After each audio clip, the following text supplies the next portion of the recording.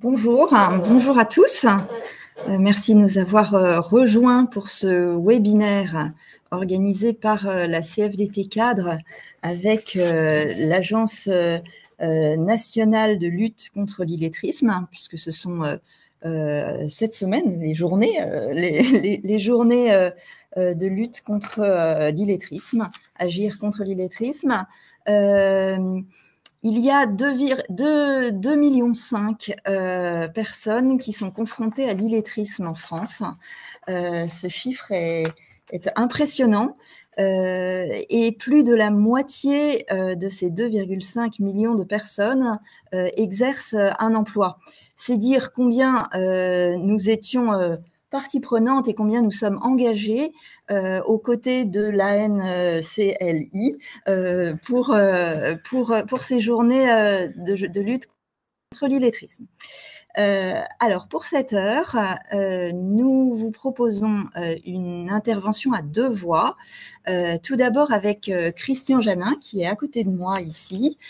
Christian Janin est le président de l'ANLCI. Et avec Pascal Moulette, qui est enseignant-chercheur sur ces questions, notamment enseignant-chercheur en gestion à Lyon 2. Voilà, alors pour ouvrir, eh bien, écoute, d'abord, c'est un domaine qui est trop peu connu. Est-ce que, Christian, tu peux nous donner quelques éléments d'abord pour définir ce qu'est l'illettrisme? Merci Anne-Florence. Bonjour à toutes et à tous. Je suis heureux d'ouvrir ce webinaire avec la CFDT cadre. Et je vais essayer avec Pascal de déclarer des cadres qui sont donc possiblement en situation d'avoir à traiter, à répondre à des situations d'illettrisme. Donc, comme tu me l'as dit, Anne-Florence, c'est quoi l'illettrisme ? C'est le plus simple, c'est la situation que rencontre une personne sortie du système scolaire, donc on est bien en population adulte, et qui, bien qu'ayant été scolarisée, en fait, ne maîtrise pas les compétences de base en lecture, en calcul, en numérique, qui lui permettent d'être autonome dans la vie quotidienne et professionnelle. Donc, on est bien sur une population très particulière qui ne doit pas être confondue avec l'analphabétisme, qui touche des personnes qui n'ont jamais été scolarisées, donc qui n'ont pas les compétences en fait pour apprendre, ou les personnes issues de l'immigration qui ne maîtrisent pas le français, alors même qu'ils ont peut-être des compétences de lecture et d'écriture par ailleurs dans leur propre langue. Donc, on est bien sur un domaine très contingenté, très précis, et comme tu as dit tout à l'heure, 2 500 000 personnes en situation d'illettrisme, dont la moitié en emploi. Ça peut paraître surprenant, mais je crois que le plus simple, c'est qu'effectivement, je vous projette 2-3 slides qui vont vous permettre de visualiser. Vous retrouverez tout ça sur notre site dans un document qu'on appelle l'Atlas, qu'on vient de publier. On a une version 2 qu'on vient de publier qui donne des nouveaux chiffres sur la situation de l'illettrisme. Et je vais essayer de vous partager donc les 2-3 slides dans la matière. Alors voilà, on est ici. Donc le visage de l'illettrisme. Est-ce que... Non, si. Oui. Une seconde. Bon, ça c'est fait déjà. C'est bon, Christian. Comment je déplace, chef? Ah, voilà, ça c'était la définition de l'illettrisme. Voilà. Donc, le visage de l'illettrisme en France aujourd'hui, contrairement à ce qu'on peut s'imaginer très rapidement, c'est pas un problème des quartiers, c'est pas un problème des décrocheurs scolaires, c'est pour plus de 60% des hommes plutôt que des femmes. C'est plus de 50% des gens qui vivent dans les quartiers, dans les zones rurales, dans les petites villes, etc. C'est pas un phénomène de quartier. Et c'est souvent, en fait, des personnes qui n'utilisent plus l'écriture ou la lecture comme outil quotidien. à lire communément, en fait, sont les actes dont ils ont besoin pour leur vie quotidienne. Alors le problème s'aggrave par le fait de l'introduction du numérique qui aujourd'hui vient charger la barque, on considère qu'on a aujourd'hui 13 millions de Français, Françaises qui ont des difficultés avec l'illettrisme, avec le numérique. Ces personnes, en fait, pour la plupart d'entre eux, pour une dizaine de millions, c'est tout bêtement, ils n'ont pas appris à utiliser les nouvelles technologies.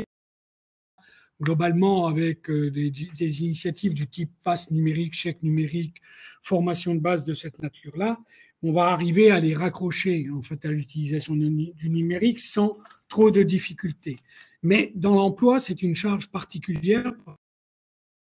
On nous indique que l'illettrisme en emploi est amplifié par les situations numériques parce que le développement de la digitalisation, l'utilisation de machines numériques, l'utilisation de smartphones, le télétravail, toutes ces formes-là viennent deuxième difficulté se surajouter à la situation de ces personnes. Donc il y a un enjeu vraiment majeur à essayer d'avancer sur la prise en charge des compétences de base dans toutes les entreprises, dans l'emploi, pour permettre à ces personnes de ne pas être fragilisées dans leur emploi. Alors, on sait, je vous l'ai dit, 51% sont en emploi, 1,3 million de personnes en fait sont souvent en fait dans les situations d'insertion économique. Pardon, j'ai été trop vite. On sait qu'on a des problèmes qui sont variables en fonction des secteurs d'activité. C'est souvent en fait dans l'agroalimentaire, dans l'agriculture, dans la pêche, dans les services aux personnes, dans la propreté et dans la sécurité qu'on rencontre des situations d'illettrisme massif. Mais le petit graphique que vous avez là démontre que quasiment dans la moitié des branches professionnelles aujourd'hui, on est au-dessus de la moyenne nationale des situations d'illettrisme. Donc, c'est des situations qui aujourd'hui sont préoccupantes, surtout que, comme je le disais tout à l'heure, on a devant nous des évolutions fortes du milieu du travail, que ce soit les transformations numériques, que ce soit les transitions énergétiques, les nouvelles exigences en matière de sécurité ou de qualité, le développement du télétravail, par exemple.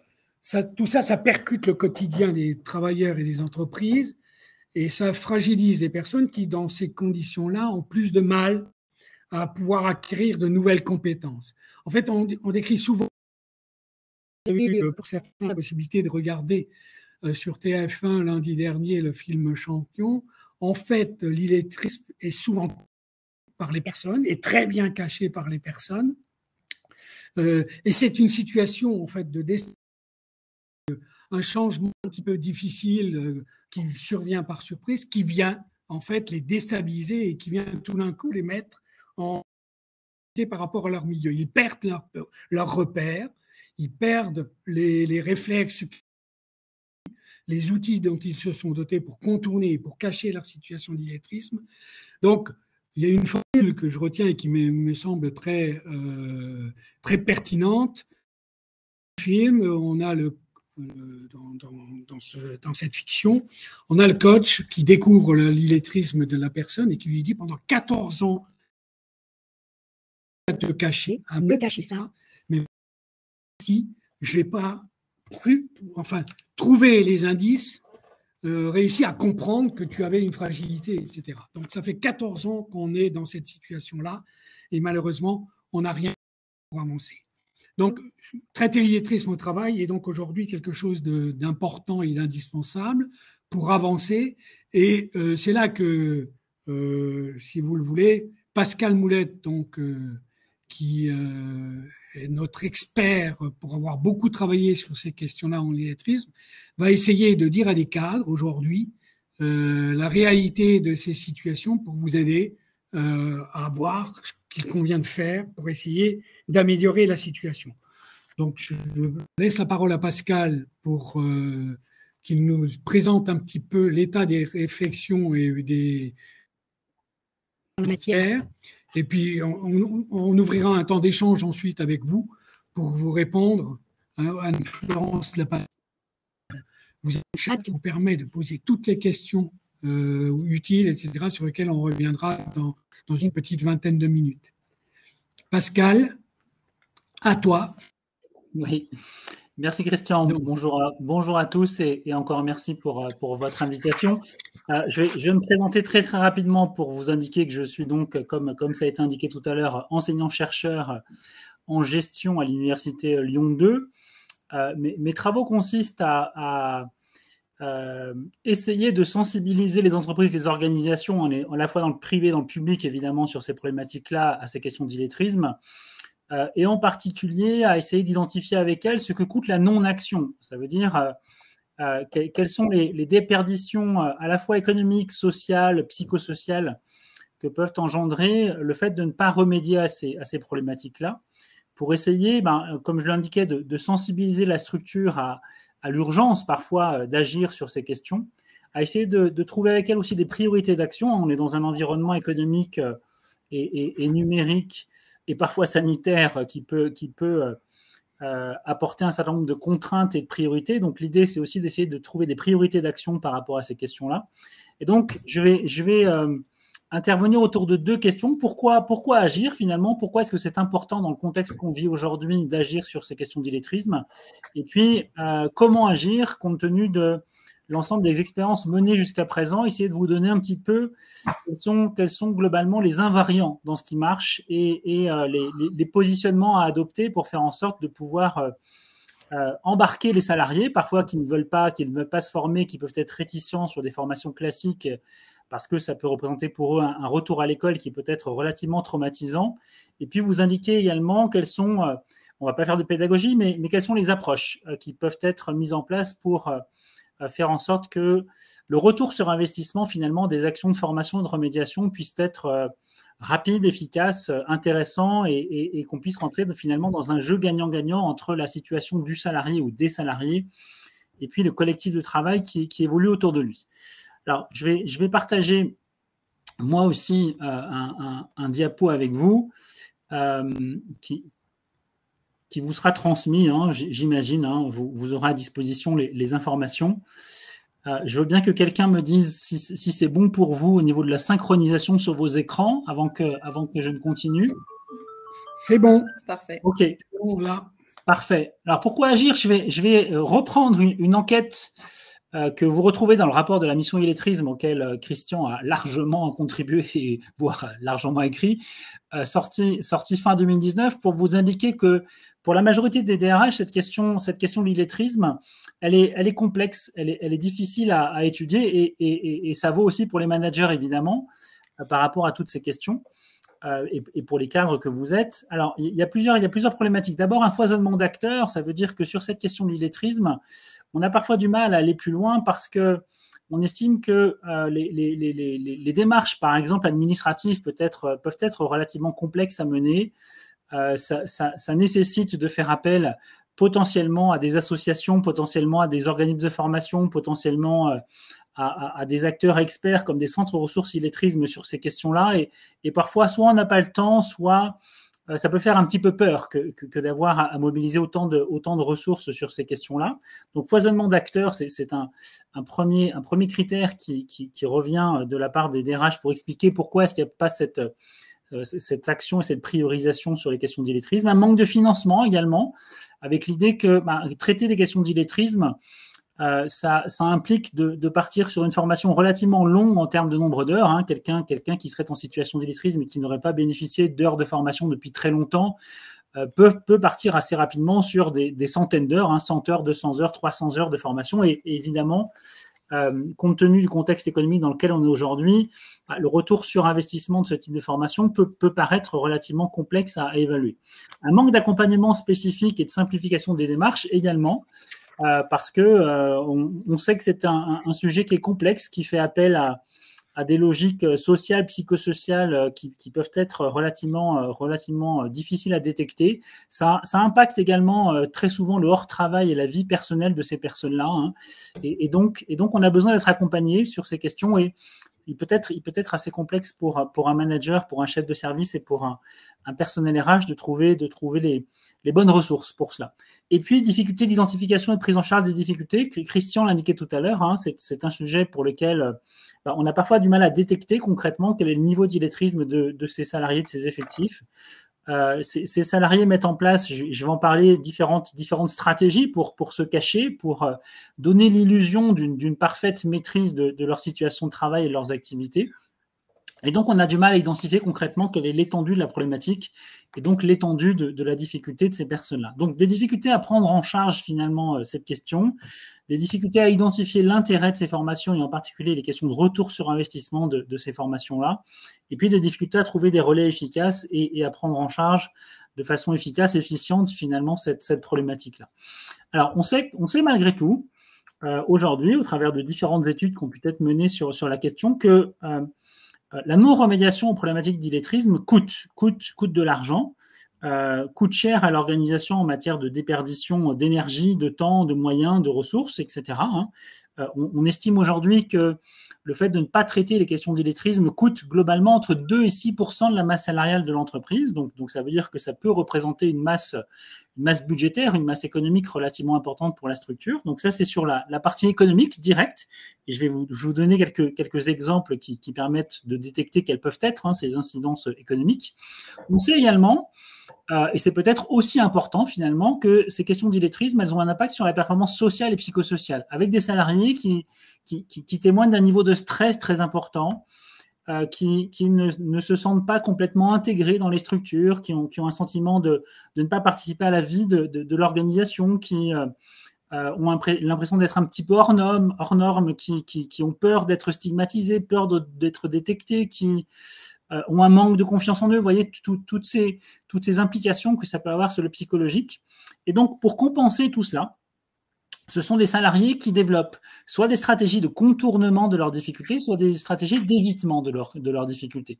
Quelques mots pour expliquer ces deux approches-là. Contournement, ça veut dire que nous sommes face à des salariés qui vont développer une énergie folle pour compenser leur handicap. Donc, comme toute forme de handicap, ce sont des personnes qui vont développer d'autres capacités, d'autres acuités, d'autres savoirs et savoir-faire, donc pour soit s'aménager des zones de confort et de sécurité pour pouvoir évoluer à peu près sereinement. Ce ne sera jamais serein, vous l'avez compris, il y a du stress, il y a de la peur, il y a un danger permanent sur leur emploi et sur leur employabilité. Donc, on ne va jamais estimer que c'est une situation confortable, mais en tout cas, ce sont des personnes qui vont, par exemple, créer leur propre référentiel de travail, qui vont trouver des stratégies et des solidarités d'acteurs internes pour pouvoir finalement faire en sorte que leur travail soit pris en charge par d'autres. Donc, je vais contourner la difficulté et je vais être suffisamment intelligent, et c'est vraiment de l'intelligence situationnelle pour faire en sorte de pouvoir, malgré tout, continuer à travailler. Donc ça, c'est une première stratégie possible. Et puis, il y a une deuxième stratégie qui consiste à éviter. À éviter, ça veut dire à s'absenter quand le danger ou quand le risque est trop important, à fuir certaines situations, à donc éviter la confrontation et préférer donc esquiver la situation de travail ou l'événement ou la rencontre avec une personne. Ça peut être, par exemple, l'idée de préférer s'absenter alors qu'un audit est programmé dans la structure pour ne pas avoir à rencontrer des auditeurs qui vont potentiellement me poser des questions. Ça peut être préférer ne pas être sur mon poste de travail, sur mon lieu de travail si la structure accueille un stagiaire parce que le stagiaire risque de me solliciter, de me poser des questions, de me demander des informations qui traînent sur mes documents, etc. Donc, quand il y aura ce type de risque-là, je vais être dans une situation suffisamment risquée et potentiellement stigmatisante, ou en tout cas qui va potentiellement permettre de déceler ma difficulté, donc suffisamment traumatisante pour que j'évite la rencontre et j'évite d'être confronté à trop de difficultés. Et évidemment, tout cela a aussi des coûts. Le fait de déployer ses propres référentiels de travail, le fait de déployer ses propres stratégies va aussi avoir un impact qui peut être relativement important en termes de coûts et de budget pour l'organisation et pour le collectif. C'est important, j'y reviendrai, mais la problématique de l'illettrisme, elle peut évidemment être à un niveau individuel, semi-individuel, si on a 2, 3, 4 salariés en situation d'illettrisme au sein de son équipe, mais force est de constater que c'est le collectif qui pâlit. Donc c'est bien un problème collectif et c'est bien un problème organisationnel que de traiter de cette question de l'illettrisme. Alors, en termes d'impact, plusieurs exemples d'impact sur la performance économique. Déjà, les situations d'illettrisme créer ce qu'on appelle des surcoûts. Quand vous avez un salarié qui n'arrive pas à bien respecter les consignes, les règlements, les chartes, les référentiels qualité, etc., hein, ben on s'aperçoit que parfois il faut corriger, parfois il faut refaire, parfois il faut détruire ce qu'on a produit parce que ça ne correspond pas au cahier des charges fixé par le client. Et donc évidemment, ça coûte de l'argent. Et puis il y a d'autres manifestations qu'on peut appeler par exemple des glissements de fonction. Le glissement de fonction, c'est très caractéristique des situations d'illettrisme parce que quand on est en situation d'illettrisme, on va sursolliciter ses collègues, sursolliciter son manager, sursolliciter son entourage pour que cet entourage puisse prendre en charge à notre place, pour que cet entourage puisse nous expliquer des éléments qui parfois sont annotés sur des tableaux, dans des notes de service. On voit qu'un nouveau document vient d'être affiché, je vais donc solliciter mes collègues pour qu'ils puissent m'expliquer tout cela. Et donc, on va être dans de la perte de temps et on va être dans des organisations où petit à petit, si vous voulez, on va institutionnaliser le fait que ce ne soit pas moi finalement qui prenne en charge ce reporting qui est à faire, qui prenne en charge ce cahier de consignes qu'il faudrait remplir. Ce n'est pas moi non plus qui remplis mon tableau Excel à la fin de la journée, c'est quelqu'un d'autre qui va le faire à ma place. Et cela, ces glissements de fonctions-là et cette prise en charge par d'autres, ça peut à terme créer des dysfonctionnements. Ça peut être des heures supplémentaires, par exemple, pour l'équipe. Ça peut être une surcharge de travail permanente pour l'équipe. Ça peut être des problématiques de tension, etc., etc. Et on peut valoriser cela financièrement, évidemment. Ça génère de l'absentéisme, je vous l'ai dit, hein, quand je préfère être absent quand il y a un événement particulier dans la structure pour lequel j'ai pas la possibilité de tout anticiper, donc je vais m'absenter plutôt que d'être présent le jour J. Ça peut être aussi une absence en formation. Parfois, je détecte qu'effectivement un salarié a des besoins de formation. Je l'inscris sur le dispositif, mais le jour J, voilà, il se fait inlassablement porter pâle et peut-être que ça fait 1 an, 2 ans, 3 ans dans vos organisations que vous avez les salariés qui sont absents alors même qu'on les attendait pour tel ou tel dispositif. Des freins au développement de nouveaux projets, c'est aussi un élément très important, puisque dans certaines organisations, on peut avoir conscience d'avoir des salariés qui peuvent être un petit peu limités pour aller aussi loin que prévu sur des projets de réorganisation, sur des projets technologiques, sur des projets de développement, peu importe le projet. Hein, ça peut être, je ne sais pas, passer sur des dispositifs de lean manufacturing, par exemple, passer sur du management visuel, passer sur donc d'autres modalités de fonctionnement ou d'autres outils qui permettraient potentiellement de gagner en productivité en se disant je ne sais pas si je vais pouvoir embarquer tout le monde, donc je ne vais pas aussi loin que prévu par rapport à tout cela. Donc une forme d'autocensure, et puis des risques qui peuvent être aussi relativement importants. Alors comme leur nom l'indique, ça ne peut être que des risques, hein, jusqu'au jour où on a une occurrence de ces problématiques-là. Ça peut être tout simplement des risques par rapport à des problématiques de sécurité, hein, quand des règlements intérieurs ne sont pas respectés sur des ports de matériel de sécurité, évidemment, il y a un risque pour la structure que d'avoir à traiter, à régler ce type de problématique-là. Donc, des risques économiques qui peuvent être relativement importants. Autre thématique, je vous l'ai dit tout à l'heure, des incidences sur la performance sociale. Bon, quand on rencontre des salariés en situation d'illettrisme, il y a plusieurs choses qui reviennent très souvent. D'abord, ce sont des salariés qui nous disent être très stressés par leur environnement, stressés par tous ces écrits qui débarquent, stressés par l'idée d'être détecté, d'être stigmatisé, stressés par l'idée de perdre son emploi. Vous voyez, donc globalement, des salariés qui peuvent venir pendant 20 ans travailler avec la boule au ventre. Donc des situations catastrophiques, désespérantes et qui sont évidemment à traiter si tant est qu'on soit un tant soit peu sensible à ces questions de bien-être au travail. Des salariés qui, comme l'indiquait Christian tout à l'heure, vont aussi avoir une forte appréhension par rapport au changement. Donc, dans un premier temps, on peut nous dire « tout va bien, ne changez rien, je ne veux pas être formé, je ne veux pas connaître une modification de poste, une modification d'emploi, une modification de service, une modification de chef ». Parce que vous l'avez compris par rapport à ce que si tout va bien exprimé tout à l'heure, ce sont des personnes qui vont se créer un environnement de travail dans lequel ils vont essayer de tout maîtriser. Et tout changement va être donc facteur de traumatisme et de stress supplémentaire compte tenu de toutes ces stratégies déployées jusqu'à présent. Sentiment de non-intégration par rapport à leur établissement ou par rapport à leur projet, par rapport à tout ce que vous recevez, tout ce que vous lisez naturellement.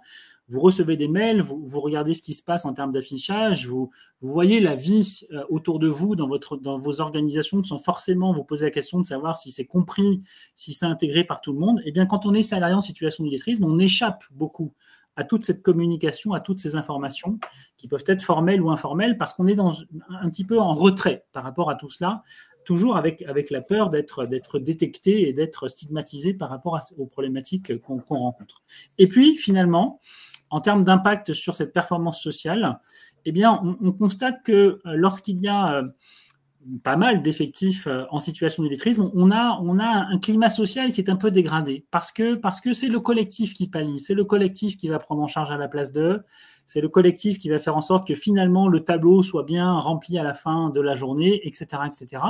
On a peut-être l'impression d'avoir autour de nous des salariés frondeurs, des salariés qui ne respectent pas les règles, des salariés qui sont je m'en foutistes, etc. Or, c'est parce qu'ils sont en situation d'illettrisme qui sont un petit peu déviants, en tout cas que vous pouvez les considérer un petit peu déviants par rapport à leur travail et par rapport à vos attentes.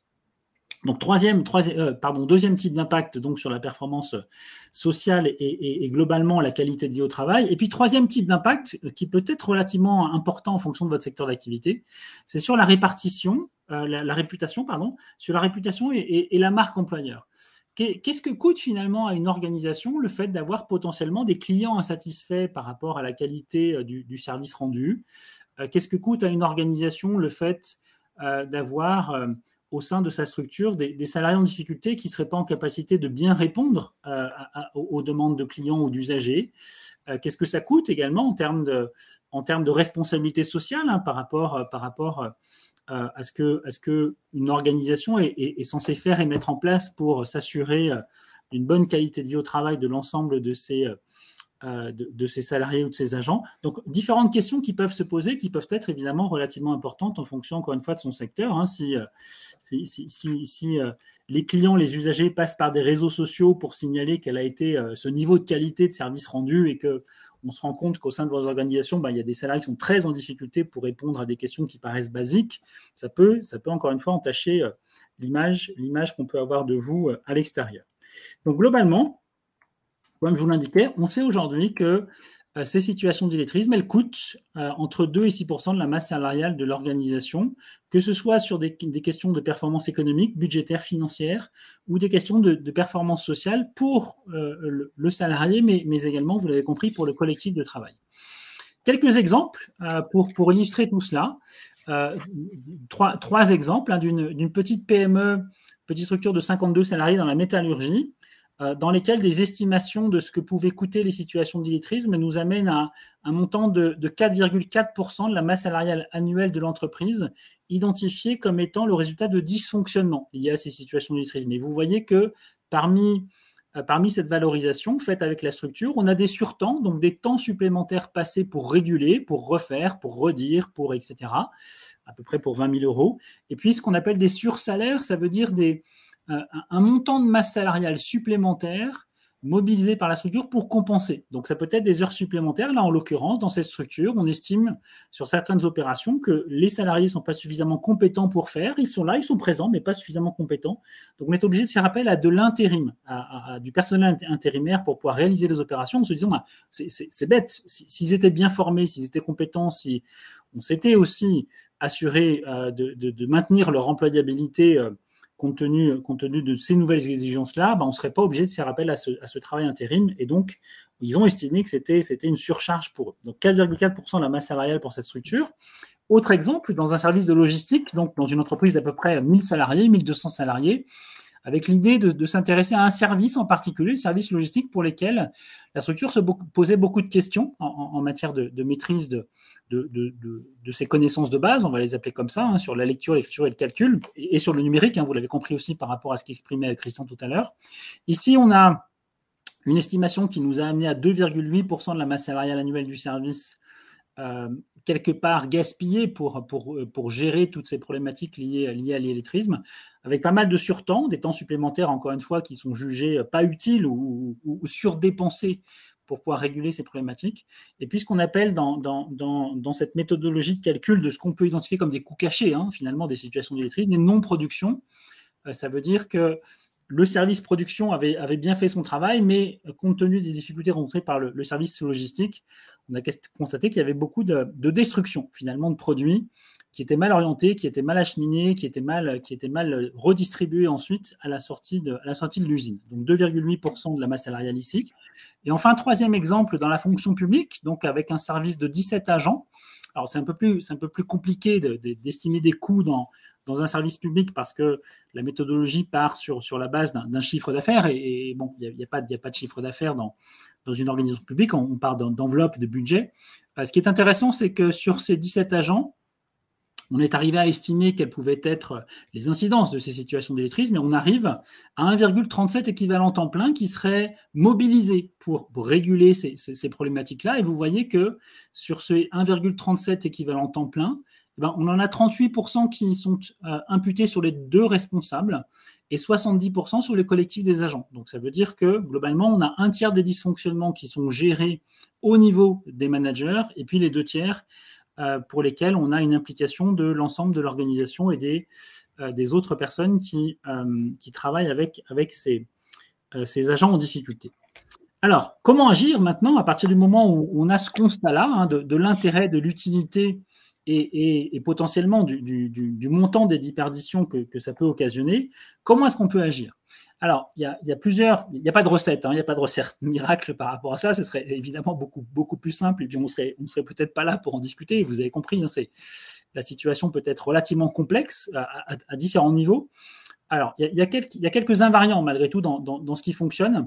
D'abord, faire un diagnostic de sa situation, essayer d'identifier globalement où est-ce que l'organisation en est par rapport à sa politique de formation. Est-ce qu'il y a des salariés qui échappent encore aujourd'hui au dispositif de formation, ou est-ce que vous pouvez estimer que 90%, 100% des salariés sont formés, donc on ne serait pas dans une logique de non-connaissance finalement des situations concrètes des salariés. Donc diagnostic de sa politique de formation et puis diagnostic également potentiellement du niveau d'illettrisme de ces salariés. Et pour faire ce diagnostic, il y a un outil par exemple qui peut être très intéressant d'aller voir, qui s'appelle Evagile, qui vous permet en quelques minutes de faire ce diagnostic à partir de certaines caractéristiques et à partir d'un certain nombre de situations concrètes de travail. On vous indique via cet outil-là quelle est potentiellement l'étendue des problématiques au sein de vos organisations et puis quelle peut être l'incidence coût, évitement, contournement de ces difficultés. Donc peut-être que ça reviendra au niveau du chat, mais on vous invitera, j'imagine, avec Christian, à faire ces tests-là pour essayer de détecter un petit peu quelle peut être la situation dans vos organisations. Ça, c'est le premier point. S'entourer d'un réseau de professionnels compétents, vous l'avez compris aussi, la problématique de l'illettrisme est complexe, ça fait appel à des situations psychologiques qui peuvent être très, très complexes à gérer et à traiter. Il n'y a pas mieux que de s'entourer d'experts pour faire cela. Tout à l'heure, je citais les centres ressources illettrisme, je citais des organismes de formation qui sont experts de ces problématiques-là. Je citais aussi le tissu associatif qui peut être très performant. Je pense à des missions locales, par exemple, pour pouvoir aider des structures à bien aborder la question, à mettre en place un dispositif intéressant hors travail ou pendant le temps de travail, etc. Donc, c'est très important de savoir bien s'entourer pour traiter de ces questions-là. Et puis, troisième point, créer des clés motivationnelles. Et je vais peut-être détailler un tout petit peu plus cette question-là. Alors, sur le diagnostic de sa situation, comme je vous l'indiquais, evagile.fr, c'est assez simple et c'est accessible à tous. Il vous permet globalement en 5-7 minutes de faire le point sur sa situation et qui vous permet d'identifier quel est votre niveau de risque par quelques questions. Et compte tenu aujourd'hui de ce que l'on sait sur les situations d'illettrisme, tout à l'heure Christian disait on sait que dans l'agroalimentaire, dans le BTP, dans l'agriculture, dans la pêche, dans l'industrie, dans un certain nombre de secteurs d'activité, on a plus de situations d'illettrisme que dans d'autres secteurs d'activité. Donc si vous nous dites que vous faites partie de ce secteur d'activité-là, vous aurez de fait plus de risques que si vous êtes dans un autre secteur d'activité où globalement nous n'avons pas pu détecter ce niveau de présence de salariés en situation d'illettrisme. Si vous nous dites, je suis essentiellement avec une population d'ouvriers, avec une population peu diplômée, avec une population pour laquelle on ne teste pas forcément le niveau de maîtrise de l'écriture, de la lecture et du calcul à l'entrée quand on fait du recrutement, etc., on va vous dire que potentiellement, vous avez peut-être de forts risques d'avoir au sein de vos effectifs des salariés en situation d'illettrisme. A contrario, si vous êtes dans une structure où vous n'avez que des ingénieurs, que des bac plus 5, si tout le monde est formé, si tout le monde passe des concours pour rentrer, etc., vous voyez, eh bien, vous aurez a priori, sauf si vous les connaissez déjà, peu de risques d'avoir au sein de vos effectifs des salariés en situation d'illettrisme. Donc, en fonction de cela, ensuite, vous avez 21 situations professionnelles qui vous sont proposées. C'est relativement simple et vous verrez, c'est rapide. Vous devez répondre par oui ou non. Est-ce que vous avez déjà rencontré telle ou telle situation? Et en fonction de cela, on vous indique quelle est l'incidence coût, évitement et contournement des situations professionnelles que vous avez pu détecter au sein de vos organisations. Donc l'idée, c'est de vous permettre d'identifier que telle situation peut être étiquetée comme relevant de situation d'illettrisme pour essayer de vous sensibiliser aussi à ces questions. Et à partir du moment où vous avez pu atteindre ce résultat-là, le diagnostic est intéressant, mais évidemment, un diagnostic en tant que tel ne suffit pas. Et donc, Evagile est construit de telle façon qu'ensuite, vous puissiez être mis en lien avec votre OPCO de référence pour pouvoir être accompagné, pour pouvoir avoir des explications complémentaires, pour pouvoir rentrer dans ce fameux réseau dont je vous parlais.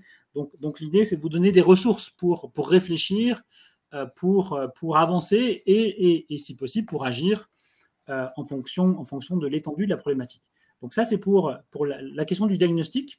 Le réseau de professionnels compétents, j'ai indiqué quelques ressources ici qui peuvent vous permettre évidemment d'être bien accompagnés. Vous avez dans chacune des régions aujourd'hui des chargés de mission ANLCI au niveau de chacune des régions qui ont aujourd'hui la connaissance de ce qui se passe sur le territoire, ont la connaissance des ressources présentes sur ce territoire. Vous pouvez aussi vous appuyer sur les centres ressources et ensuite passer évidemment par les OPCO, les opérateurs de compétences, par les organismes de formation certifiés, par le tissu associatif et puis par certains partenaires sociaux, nationaux, régionaux, qui peuvent être relativement sensibles à ces questions et qui ont déjà eux-mêmes commencé à gagner une expertise intéressante sur ces questions-là. Enfin, troisième point, créer des clés motivationnelles. Qu'est-ce qui fonctionne dans les organisations aujourd'hui? Qu'est-ce qui fonctionne quand on met en place des actions de remédiation? Ce qui fonctionne, c'est d'abord d'avoir un appui politique et d'envoyer un signal politique fort à ses salariés pour leur faire comprendre que la hiérarchie, que la direction est impliquée sur cette problématique et thématique-là. Ça veut dire quoi? Ça veut dire qu'en tant que salarié en situation d'illettrisme, normalement, je manque de confiance en moi. Je manque de confiance dans mes capacités à apprendre, je manque de confiance dans mes capacités à retourner dans un dispositif de formation qui peut être diplômant, qui peut être certifiant, et je manque de confiance dans mon organisation à pouvoir m'accompagner par rapport à cela, peut-être en prétextant que le lire, écrire, calculer, c'est peut-être quelque chose qui doit se jouer en dehors du temps de travail et pas pendant le temps de travail. Donc envoyer un signal politique sur l'idée de pouvoir accompagner ces salariés-là, ça va donner confiance en ces salariés dans la capacité de l'organisation et de ses managers à pouvoir l'accompagner sur ce parcours-là. Un projet collectif de relèvement des compétences professionnelles, c'est aussi un élément très important. Force est de constater que ce qui marche le mieux, c'est de partir des compétences professionnelles et c'est de ne pas rentrer directement par la porte de l'illettrisme, si vous voulez, pour éviter les traumatismes, pour éviter les stigmatisations, pour éviter d'avoir à traiter des problématiques qui ne seraient pas directement en lien avec le quotidien. Il faut rassurer aussi le salarié dans la capacité de la formation à lui rapporter du confort dans ce qu'il vit au quotidien. Et donc, s'il arrive, via cette formation qui pourrait se baser sur le quotidien à être plus performant, à être moins stressé, à faire mieux son travail, ça va lui redonner confiance dans sa capacité à apprendre et dans sa capacité à pouvoir suivre un parcours requalifiant, certifiant sur ces questions-là. Donc, la prise en compte des difficultés quotidiennes et concrètes des salariés est un élément qui est très important pour créer cet effet déclic et pour qu'on puisse redonner confiance à ces salariés. Donc il faut apporter des ressources psychologiques à cette question pour faire en sorte que ce soit bien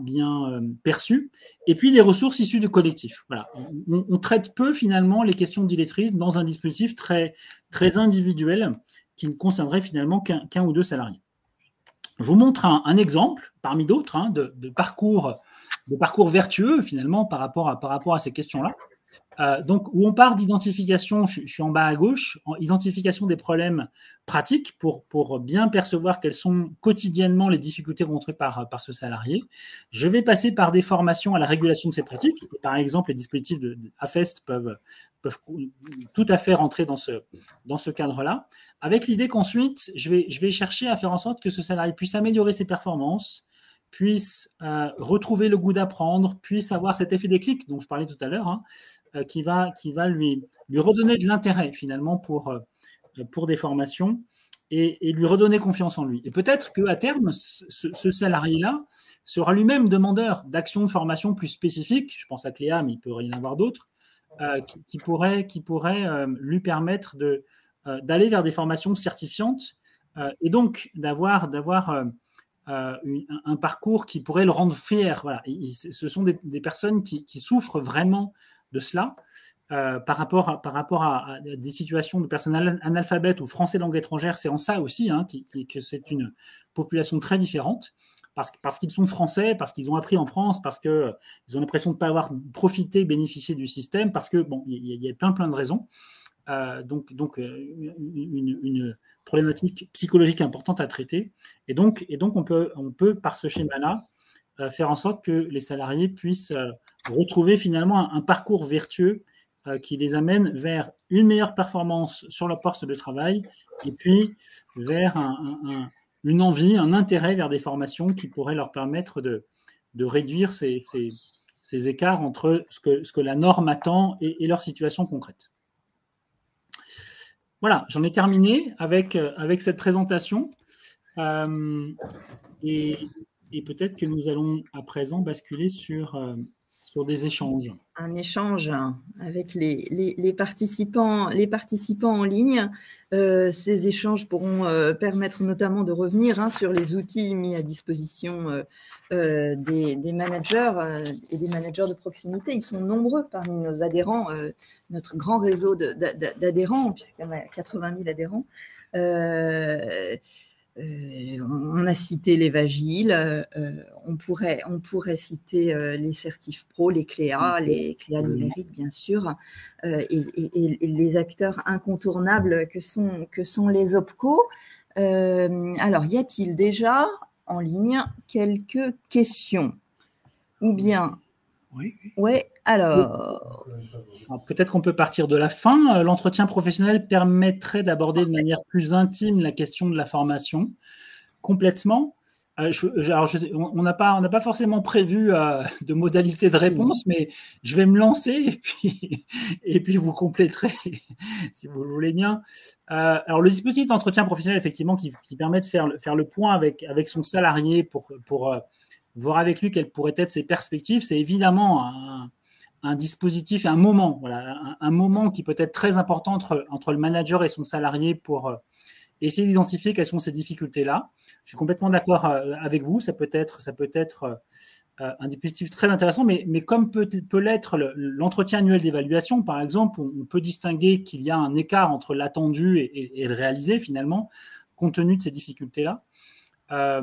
Ce sont évidemment des dispositifs importants et intéressants. Maintenant, où le manager peut être en difficulté, c'est à l'issue de la détection, entre guillemets, même si ce mot n'est peut-être pas très très joli, mais à l'issue de la détection de la problématique, la question c'est de savoir comment est-ce qu'on va ensuite pouvoir mener une action qui pourrait être efficace et non stigmatisante. Comment est-ce qu'on s'assure que le salarié, au bout du bout, il est bien présent le jour J, parce que vous avez pu le constater par vous-même, j'imagine, il y a des salariés qui refusent d'aller en formation, il y a des salariés qui sont absents le jour de la formation. Donc ensuite l'idée, justement, c'est de pouvoir faire en sorte que ce traitement soit plus collectif, rentre dans une logique de relèvement général des compétences, finalement, hein, et puis que cette question-là puisse être abordée avec des ressources qui peuvent être parfois externes, qui vont vous aider à traiter, à mieux aborder cette question-là avec le salarié. Donc l'entretien pro, oui, c'est un très bon dispositif parce que c'est un moment privilégié de discussion entre un manager et son salarié sur son parcours, son avenir, ses projets. Et c'est un moment effectivement pour déceler si le salarié va pouvoir être embarqué dans le projet vous-même que vous prévoyez pour l'organisation. Pascal, si tu permets, là, en fait, tout ce que tu viens de décrire et qu'on sait tous les jours, c'était une première question en fait qui est apparue sur le chat. C'est très compliqué en fait. Donc, on est effectivement devant un exercice sur lequel en fait on va plus utiliser des opportunités qui se présentent, etc. Ce Ce qu'on sait aujourd'hui, par exemple, c'est qu'une entreprise va souvent être à devoir gérer des situations de cette nature-là quand elle est en face d'un problème à traiter, une mutation économique, une mutation de changement de technique, de technologie, une organisation du travail nouvelle, etc. C'est souvent à ces moments-là, en fait, que potentiellement on va repérer les choses. Quand on est dans un fonctionnement, j'allais dire, permanent, classique, etc., c'est vraisemblablement plutôt l'entretien professionnel qui va permettre d'identifier. Avec une difficulté majeure, c'est effectivement celle que tu as pointée, c'est qu'il va falloir faire admettre aux salariés qu'il y a une problématique de ce genre-là et trouver le bon objet en fait de motivation qui va lui permettre de l'embarquer. De ce point de vue-là, moi je crois qu'effectivement, c'est clairement les actions de formation en situation de travail qu'il faut privilégier. Aujourd'hui, c'est pas tirer les gens vers des actions de formation comme ça ex cathedra en leur disant tu vas là et on va t'apprendre ce dont tu as besoin, mais c'est plus de travailler sur cette nouvelle stratégie. Alors, je sais pas du tout où on en est aujourd'hui, mais il y a un enjeu effectivement de mobiliser le partenariat, le mécénat, le tutorat, enfin toutes ces formes-là qui vont permettre en fait de mettre le pied à l'étrier de quelqu'un qui quelque part a une difficulté pour l'embarquer vers autre chose. Oui. Mais si on est dans le deuxième sujet, c'était une des questions je crois que j'ai vues dans le chat, difficile de faire prendre conscience à une direction, etc., d'investir sur un plan de formation. Il est clair qu'il y a un enjeu, me semble-t-il, autour des plans de développement de compétences. Plus on va isoler la personne, plus on va avoir quelque part le risque de le stigmatiser et de le piéger, et donc de le mettre en réaction plus qu'en mobilisation. Plus on va essayer d'être dans un projet porteur d'une évolution d'un fonctionnement d'un service, d'un projet plus collectif, etc., plus on potentiellement, sous réserve d'être en capacité d'adapter après les outils utilisés, de pouvoir mobiliser ses salariés. Alors, il y avait une question qui est aussi revenue. Est-ce qu'un formateur, comment un formateur qui va constater ça en cours de formation va pouvoir s'adapter? Alors, ma réponse à moi, elle serait plutôt d'un autre. Si on le constate au cours de la formation, il est vraisemblablement trop tard et je suis pas sûr qu'on puisse l'adapter à ce moment-là.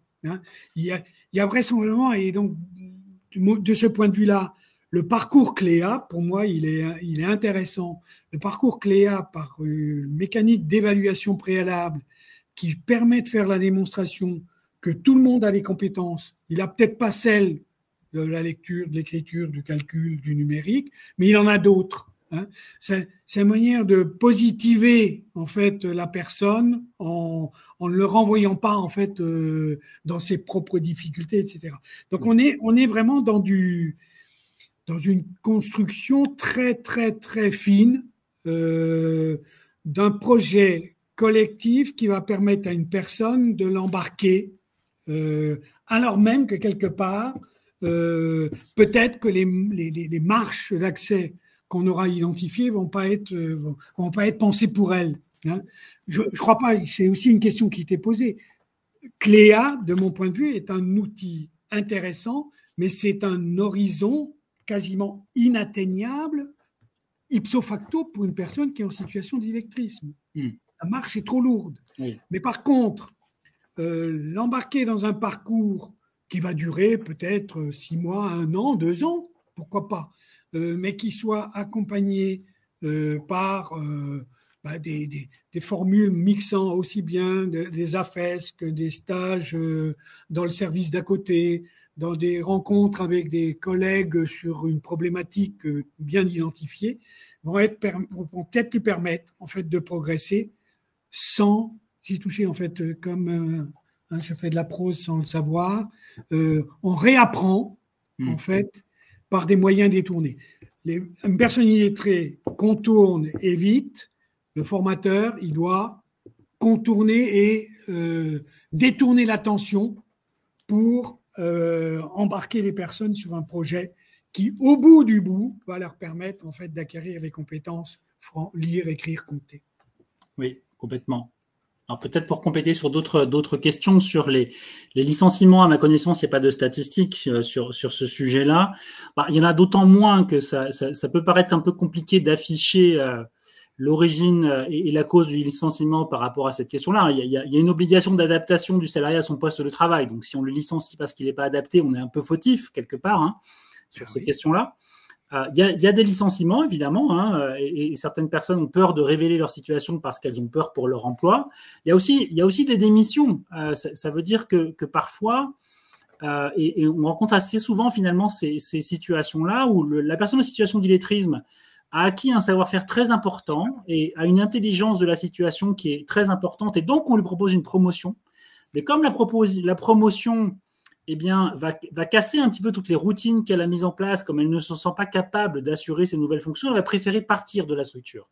Et donc, il y a à la fois des démissions et des licenciements sur ces questions-là, évidemment, par rapport à ces questions-là. C'est évidemment difficile de détecter quand il y a cette situation d'évitement, de contournement. C'est pour ça que l'idée d'Evagile, par exemple, c'est de pouvoir permettre de regarder les situations avec d'autres lunettes. En se disant, tiens, oui, effectivement, j'ai ces situations professionnelles dans mon organisation, j'avais jamais pensé que ça pouvait relever de situations d'illettrisme. Donc si vous avez quelques minutes, c'est vraiment 5 ou 7 minutes, je vous invite à aller voir les questions qui sont posées au travers d'Evagile, et vous allez voir que chacune des situations, finalement, peut être révélatrice qu'il y a au sein de vos effectifs 1, 2, 3 personnes, peu importe le volume, qui est en situation d'illettrisme et qui déploie effectivement ces stratégies-là pour éviter. Alors, le concept de relèvement général des compétences, j'enchaîne du coup sur ces questions-là. L'idée, comme le disait Christian, c'est effectivement de travailler autour du plan de développement des compétences. C'est peut-être parfois travailler autour de la GPEC, par exemple, pour essayer d'inscrire la formation dans un projet à 1 an, 2 ans, 3 ans, 5 ans, peu importe, et de faire en sorte que cette question-là du relèvement des compétences professionnelles, finalement, on parle de compétences professionnelles dans un premier temps, et c'est peut-être ça qu'il faut faire. Plutôt que de se dire je vais former à la lecture, à l'écriture, au calcul, non, je vais d'abord former pour faire en sorte que cette personne-là, elle retrouve de la confiance et du confort sur son poste quotidien par rapport aux compétences que je lui demande de mobiliser. Et à partir du moment où là ce sera topé, on pensera peut-être à une formation plus classique d'écriture, de calcul et de lecture. Mais d'abord, il faut encore une fois lui redonner confiance en elle, en sa capacité à apprendre, en votre capacité à pouvoir l'accompagner, en la capacité du manager à pouvoir lui proposer des formations qui sont transférables et qui vont l'aider dans son quotidien, etc., etc. Et à partir de là, il y aura un effet déclic. Et il va se passer des choses pour faire en sorte que le salarié puisse aller plus loin dans son apprentissage, s'il souhaite aller plus loin dans son apprentissage.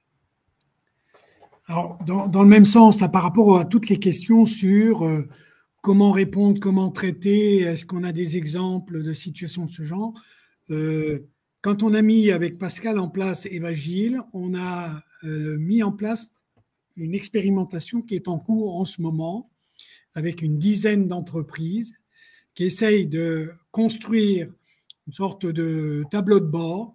On a fait un diagnostic, qu'est-ce qu'on peut faire derrière, etc. Et qui, normalement, doit être produit pour la fin de l'année, début de l'année 2023. Donc, qui sera mis à votre disposition gratuitement pour essayer, en fait, d'accompagner ces parcours, de fait, mais qui seront toujours, enfin, je veux dire, comme Pascal l'a dit tout à l'heure, il n'y a pas une recette. Personne n'est capable de venir vous dire, vous avez tel problème, voilà comment il va falloir le traiter. Donc, on est bien plus dans l'identification d'un certain nombre de conditions à remplir, d'opportunités à saisir ou à provoquer, etc. Alors, de ce point de vue-là, donc on est en train d'y travailler. On en parlera, on fait une opération le 15 septembre, donc jeudi soir, sur le premier point de situation où les DRH de plusieurs de ces entreprises vont nous dire où ils en sont, et il y aura une production d'une documentation en fin d'année, début d'année prochaine, qui sera mise à votre disposition, donc pas de sujet là-dessus. Mais une question qui est posée aussi, les services de médecine du travail sont-ils sensibilisés à la question? Alors, une généralisation est pas possible. Vraisemblablement, on a trouvé des services qui ne le sont pas. Mais comme nous travaillons en permanence à resensibiliser tout le monde, les journées dont on parle là prennent plusieurs initiatives pour que toutes les personnes qui sont potentiellement en situation d'accueil de ces personnes-là puissent quelque part pas les identifier et les détecter pour leur mettre une étiquette, mais se rendre compte qu'il y a peut-être une attention particulière à avoir. Alors, donc, il y a sûrement des efforts à faire et un travail à amplifier auprès des services de médecine santé au travail, mais c'est clair qu'ils sont un des outils éventuellement d'accompagnement qui devrait pouvoir être plus mobilisé, etc., auprès de vos services. La NDRH, qui est partenaire de nos opérations, est engagée avec nous sur un travail de renforcement en fait des outils à la disposition en fait des DRH pour essayer d'avancer là encore sur ces questions-là.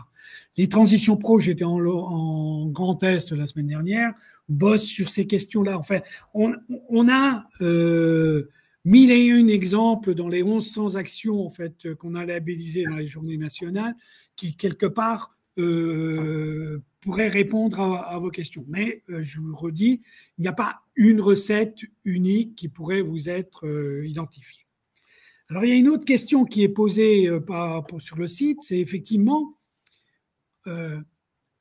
on part du principe qu'une personne illettrée les 3/4 du temps, en fait, quand elle n'est pas contrainte à devoir être démasquée par une situation qui s'impose à elle, enfin, elle vit très bien dans cette situation-là, et donc vous n'allez pas le savoir. Je vous donnais l'exemple de ce film Champion, là, 14 ans, où le coach et puis son entraîneur, son animateur ont travaillé ensemble, etc., sans que ça n'apparaisse.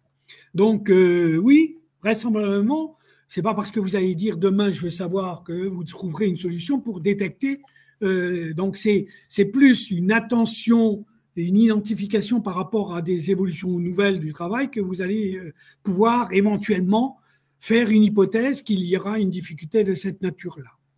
Alors les réseaux sociaux, le développement des SMS, des chats, enfin tous ces trucs-là, c'est vrai que quelque part on a une partie de la population qui là aussi trouve les moyens de contourner et d'éviter en fait leur situation d'illettrisme par, j'allais dire, des stratégies de contournement adaptées à ces technologies.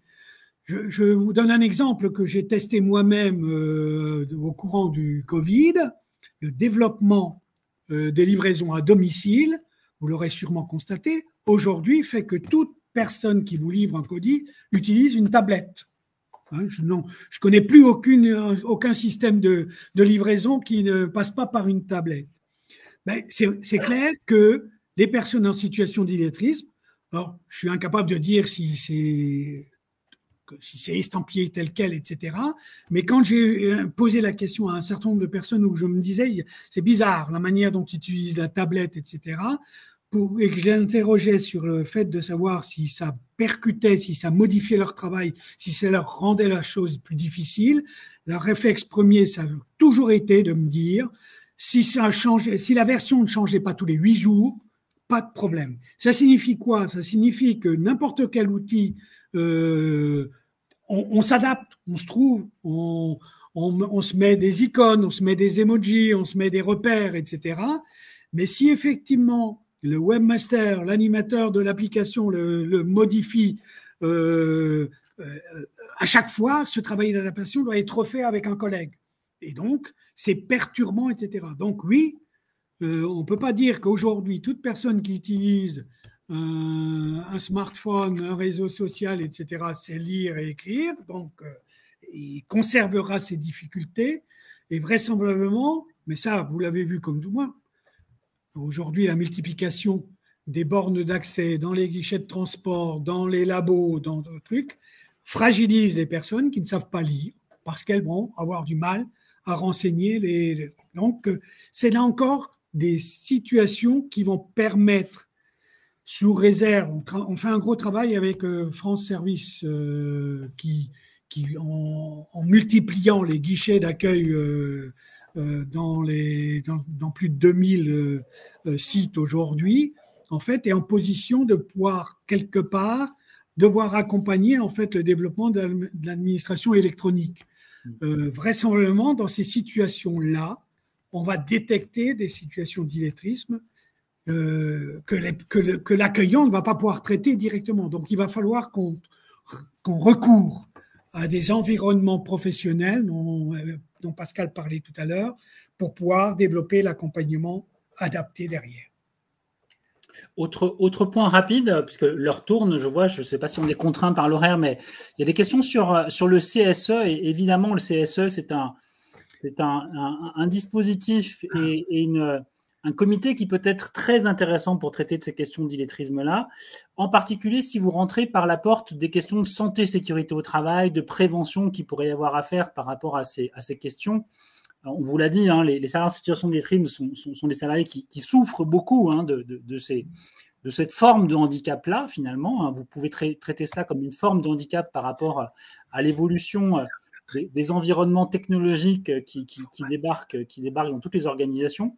Donc, effectivement, dans des commissions santé-sécurité au niveau du CSE, cette question-là peut être évidemment traitée, et ça peut être très pertinent de la traiter avec les acteurs internes de la structure via ce dispositif-là. Alors, une question très... Bon, si j'ai bien compris, de toute façon, vous allez être destinataire du PowerPoint, hein, donc vous aurez... je crois qu'il y a un replay, enfin vous pouvez... Donc, et Pascal et moi, on reste à votre disposition pour essayer de répondre à toutes vos interrogations ultérieurement. Donc, c'est public, il n'y a pas de droit d'auteur, il y a rien. On est à votre disposition pour pouvoir continuer. Et sur le site de l'Agence nationale de lutte contre l'illettrisme, au fur et à mesure que nous produisons des documents, ils seront mis à votre disposition. Alors, peut-être en conclusion, juste pour faire une allusion, vous allez découvrir, puisque c'est l'objet en fait de notre réunion de jeudi, nous avons choisi de faire des journées nationales d'action contre l'illettrisme de cette année, une focale sur l'illettrisme au travail, ce qui nous amène à faire une soirée conclusive qui a lieu donc jeudi soir, au cours duquel la NLCI, Certif Pro et la NDRH vont présenter un document qui s'appelle le plaidoyer pour investir aujourd'hui dans la formation aux compétences de base de tous les salariés.